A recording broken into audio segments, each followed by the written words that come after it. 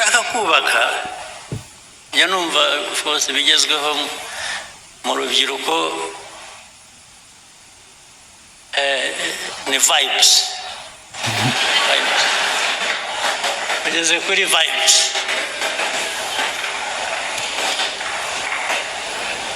vibes nanjye ntabwo nsanze good vibes ntabwo nsanze ariko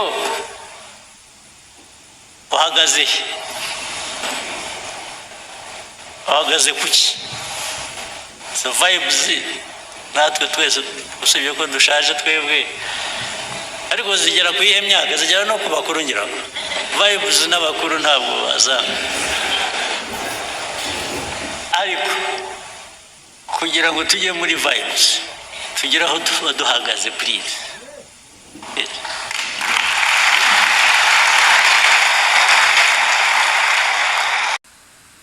uyu mwanya ndagira ngo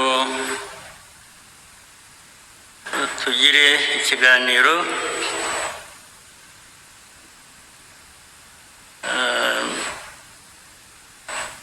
ndababwira ibyo ntekereza ku bintu byinshi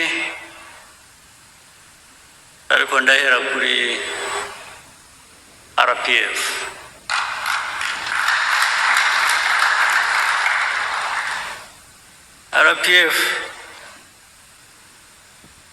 ifite umwimerere wayo, ifite izina, ifite ibiranga bihagije, ifite noneho amateka. Ayo mateka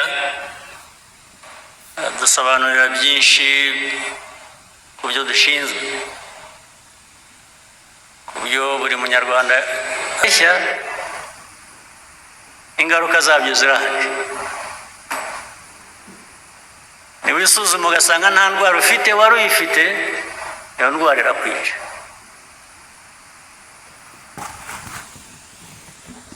Kuko waribeshye ntiwayivuza cyangwa ntiwayivura, iraguhita. Indwara mvuga rero uwivura cyangwa wivuza, izo ndwara zirahari. Hari indwara wivura, hari n'indwara wivuza. Indwara wivura ni ukuvuga ngo igisubizo, umuti uri muri wowe. Uribaza ukavuga utari ko inshingano jyewe mfite ndazuzuza.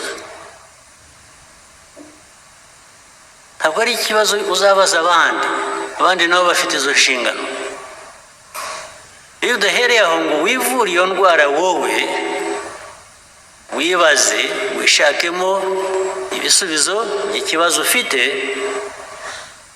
nta wundi wabikuvura. Iyo ndwara tugomba kwivura nk'abantu, nta wundi wayituvura. Niba utuzi inshingano wahawe uko bikwiye, inshingano ufitiye igihugu, ingaruka zabyo zo zirahari kandi ziri no kuri wowe. Indwara wavurwa n'abandi ni ikibazo ushobora kuvuga uti ariko iki gihe singifitiye ubushobozi, reka nshake uwamfasha cyangwa uwo twafatanya gushaka umuti w'icyo gisubizo. Ubwo nabyo birashoboka kandi bibaho, ariko iyo utabikoresheje, iyo udahagurutse ngo wowe ushake uwo mwafatanya kugira ngo mukemure ikibazo cyakurenze, nacyo ubwo wa muti utahaye cya gisubizo cya kibazo wari ufite. Ibyo rero ubundi abantu bavuga RPF cyangwa bavuga andi mashyaka cyangwa bikajya muri politike gusa, politike ikaba rwaserere bikaba ibintu bimwe. Politike yo numva ya RPF ni uguhangana n'ibibazo tugashaka ibisubizo, nta yindi politike.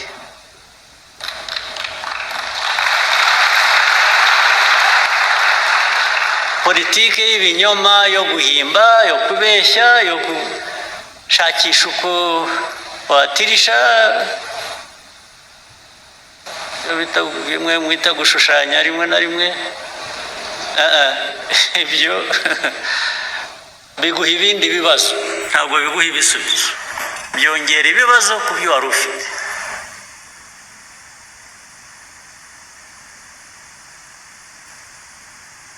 Ikindi nacyo uvuga ngo no mu mibanire uko tubaho hagati yacu cyangwa se hagati yacu n'abandi, ndavuga u Rwanda n'abandi,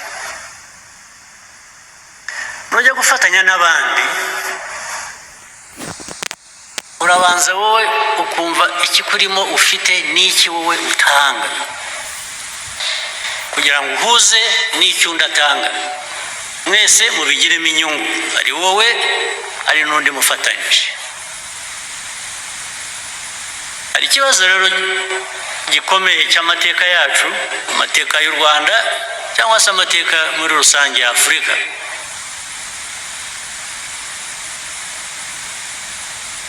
Iteka dusa nk'aho twebwe ntacyo dufite dushyira ku meza ngo dusangire n'abandi. Duhora dushaka ko abandi bagira icyo bashyira ku meza, twe tukaza tugasangira nabo.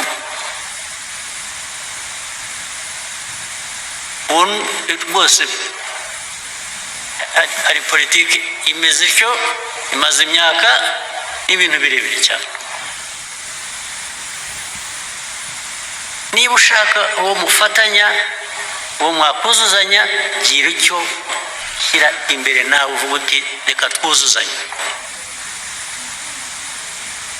Ni nacyo cyatumye mu mibanire yacu n'ibindi bihugu n'ibindi bice by'isi duhora turi abo kugabirwa, gufasha, kuzanuka. Rwose twemeye umwanya wo kuba turi aho tuganya, dukeneye, dutegereje uwatugoboka. Baraboneka, abo bagoboka baraza rwose baraza, ariko ikibazanye ni imbabazi bagufitiye. Kubera iki? Kubera iki bagufitiye imbabazi? Kuki? Mujya mubibaza, babafitiye imbabazi barabaha kubera iki? Nuko utari abantu nk'abandi, nta bwenge mufite, ibyo buri gihugu ni bitoya nk'icyacu, ni bitoya nk'igihugu cyacu. Buri gihugu, buri bantu bafite icyo bafite.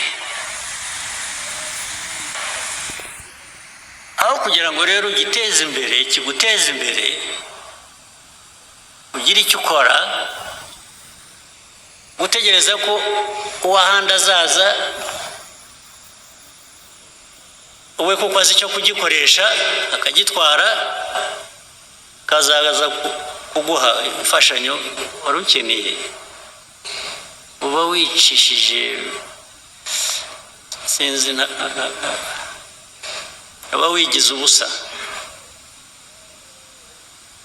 Ntimukigire ubusa, ntimuzigire ubusa. RPF niyo message yo kugira ubusa. Kugira ubusa, mukaba ubusa, mukemera kuba ubusa, mukemera ko mushobora kubaho muzagira icyo mutunga, muzagira icyo mukora, ari ukundi muntu yaje kubibakoresha cyangwa yabibakoreye. Iyo niyo politike mbi nibwira ko RPF mu myaka imaze mike ntabwo ari myinshi cyane, nicyo kibazo yagombaga n'ubigomba gusubiza.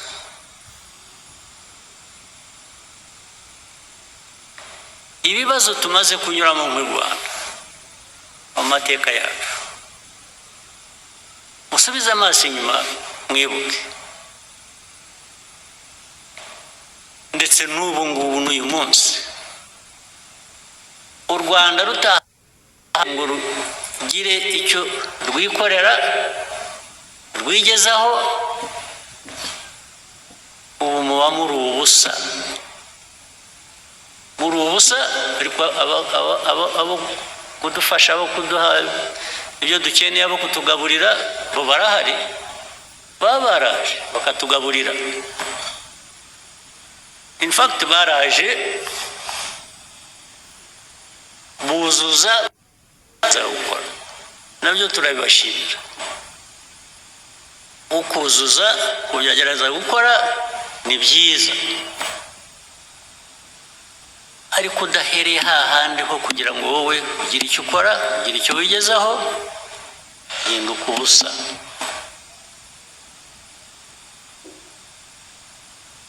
N'ubu rero tujye dusubiza amaso inyuma,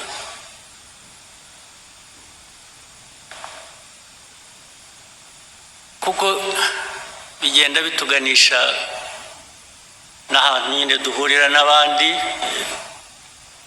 haba mu karere, haba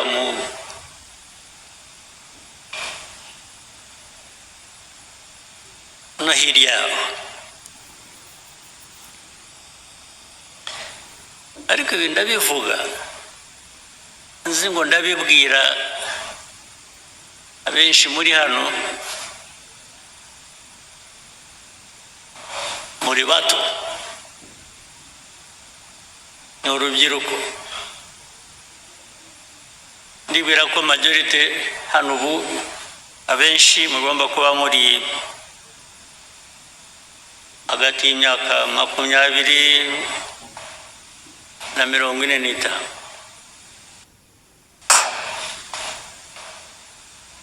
Twebwe iyo twarayirenze turi kure ariko natwe twarahanyuze. Muri twe ndagira ngo mwebwe mukiri aho ngaho bafashe mutekereze. Ubu twe byaraturenze, aho tugeze dusubiza amaso inyuma tugatangira kuvuga ngo iyo mbimenya nari kugira nti.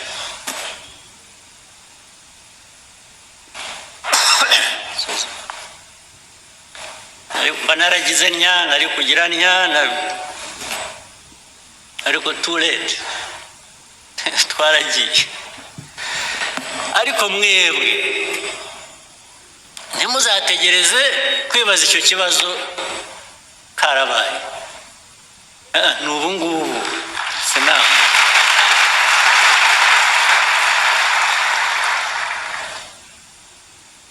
Muri abo mvuga twahise tugeze kure, harimo abasubiza amaso inyuma bakavuga bati twagize duke, twakoze byose, twageze kuri byose, ariko umusanzu wacu wabaye.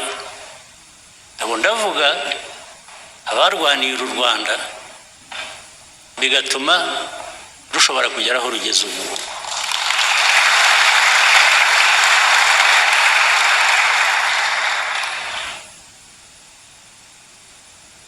Now it is your time. Mwebwe urubyiruko mbwira, it's your time. Don't wait until you are 70 and then you start asking yourself, what did I do? I wish I knew. I didn't. No, ndakubwiye ubyumve ushake uko bigenza n'usohoka cyangwa wenda bamwe murabikora naho igihugu dushaka kubaka ya numva rwose bigezweho mu rubyiruko ni vibes bageze kuri vibes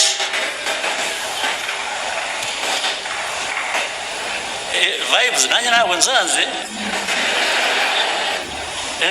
good vibes ntabwo nsanze ariko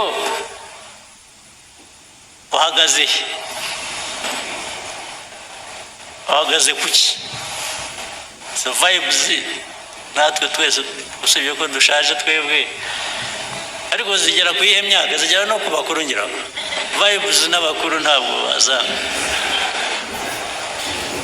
ariko kugira ngo tujye muri vibes tugire aho tuba duhagaze please